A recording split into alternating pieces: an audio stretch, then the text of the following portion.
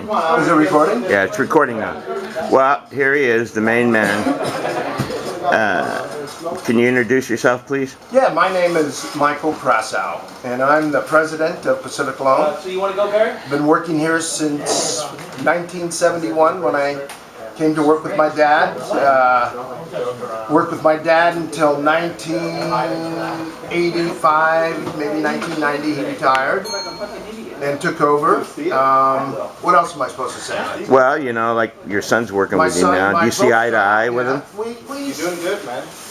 In the beginning, when Barry first started about 3 years ago, he had a hard time. He was a hothead. He wanted to fight with everybody and didn't want to listen. Thought he knew everything, like a typical teenager. And actually, he's turned into a real good employee. He takes the initiative on his own, and he works hard. He keeps his place organized.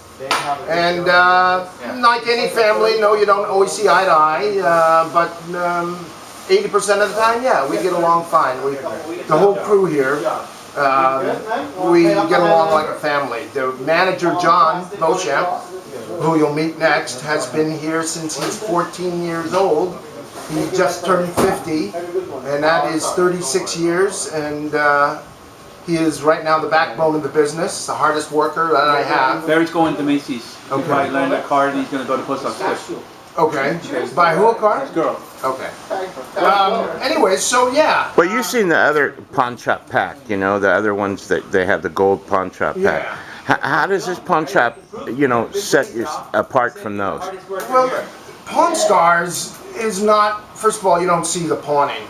It's all about what people bring in and what they pay for it and about their experts and not a real day-to-day running of a pawn shop. The other one, the one in Detroit, I forget what they call it, hardcore pawn, is more realistic. You see people pawning and the transactions that come down, and that's more realistic, although that's an amazing pawn shop. Their attitude's a little different. We're kind of a little nicer. They don't give a shit what the customer wants. I don't watch it very much, but it's more realistic. So, what else they want to ask me? Give me 3 words to describe your pawn shop. 3 words to describe the pawn shop. We can relate to the record. I think our customers are very colorful. We're busy and we're honest. And how's it? Describe 6th Street. 6th Street is again colorful. With today is maybe not the greatest day because it's raining, but you'll see probably the lowest element in San Francisco. People come from out of our area to our store. We don't deal with many of the clientele on the street, but it is in a very colorful street. What's the difference? How's the competition around here? And there's no competition. The guy next door moved out because he couldn't take it. He actually sold out to a big company. They were our best the biggest competition we had. They moved out. We're writing more loans than we ever. The guy down the street, there's one other family place left, and I don't know what's going to happen to him because he's in his 80s, and so we're pretty much the only fish in the neighborhood. So, well, tell me one of the, you know, like, what was probably the worst situation you had in here with a customer? Many, huh? Many situations. The other day, angry. People get angry. They're desperate. They're angry. You have to be careful how you handle them. And if you say the wrong words, you're going to start an argument. We've really never had anything that has been life-threatening, anything that we cannot handle. We try to de-escalate any type of situation before it escalates. But sometimes it gets out of hand, right? Sometimes it gets out of hand. We have to call the police.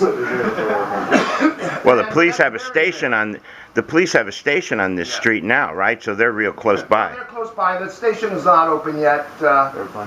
We were lucky. The police were across the street. Came over. The guy bought some sort of video controller from us a year ago and wanted to sell it back. And so Barry asked him to bring it in, and he brought it in the next day. And he got upset when Barry didn't want to take it because it was falling apart. And he said he never used it. And a year ago, the thing was obviously used, so what he did is start screaming and hollering like a little baby, and took it and threw it on the ground, smashed the pieces, was screaming and hollering, the police came in, and tried to slow it down, but I'm not scared. anyways, that happened the other day, but I don't think we've had an argument Very. in the year.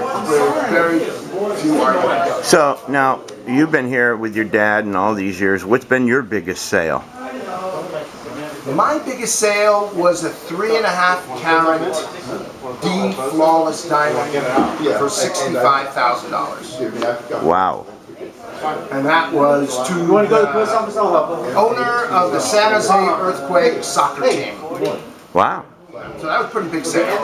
And what so you get all kinds of people. You get you get the owner of the San Jose Sharks, and then you get somebody pawning like a $100 tape deck or something, Or a right? $10 item. I know we pawned this one gal harmonica. She gets a $6 loan on it. It costs her $8 to get it out. $2 for 30 days. And what about now with the economic situation the way it's been? How do you deal with that? A lot of customers must really be in bad shape, huh? Well, I think that economics has caused an increase in business, but then again it also caused a little decrease because the old saying is that, first of all, 90% of the people redeem their property. So if they're in a position where they feel they can't get it out, they'll probably not put it in. So that would cause a decrease. What has increased the price of gold, so we've kind of gone to that field buying and just scrapping the gold. Who's the star player of the pawn shop? Star player? You mean? Yeah, who's the star player? Everybody says he's the star player. Well, I think John is. People ask for him the most because he's here a lot. Who's the jokester? The jokester would be. Well, the jokester we kind of let go. His name was Kenny. I fired him, but he was like the Chumley. He might come back once in a while, I right? mean, he might come back. You never know. It all depends if you hire us or not. Pilgrim Studios. Let me go get it for you. And so, last question. What do you do when you leave here? Okay. I go home and have a drink. Calm down. What do you drink? I drink Maker's Mark and Knob Creek and some Hendrick's gin. That was my favorite. You live far away from here, I right? live 38 miles. Yeah. Nice house. South. Nice house. Nice place to go home to. Nice place. Got a great wife, 3 dogs, and hopefully you can meet Callie. And one dog works here. One dog works here, Callie. All right. Well, thanks a lot. Okay.